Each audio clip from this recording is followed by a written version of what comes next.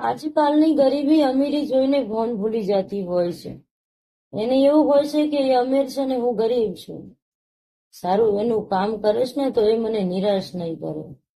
એક દિવસ મિત્રો શેઠાણીના ઘરે એના છોકરાના લગ્ન હતા. તો શેઠાણી કહે છે મારા ઘરની નોકરાણી મારા ઘરનું સારું ને ઈમાનદારીથી કામ કરે છે એના માટે એક સાડી લઈ આવું. શેઠાણી દુકાનવાળાને જઈને કહે છે મને એક સારી સરસ જોઈને હાડી આપો ને. દુકાનવાળો કહે છે કેટલા સુધી આલો? શેઠાણી કહે છે 200-300 સુધી આલો, મારા ઘરની નોકરાણી માટે જોઈએ છે.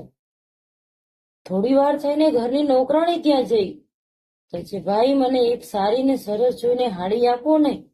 કહે છે કેટલા સુધી જોવે છે? 1000-2000 સુધી જોવે છે. આજે તો મારી શેઠાણીના છોકરાના લગ્ન છે.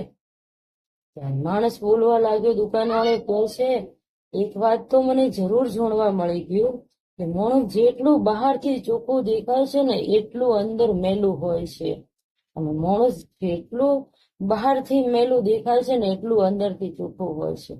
એટલે જ મારો દ્વારકાધીશ કહે છે કે મોઢે બોલે મીઠું ને મનમાં રાખે છે પાપ, એવાને મારો દ્વારકાધીશ કોઈ નથી કરતો માફ.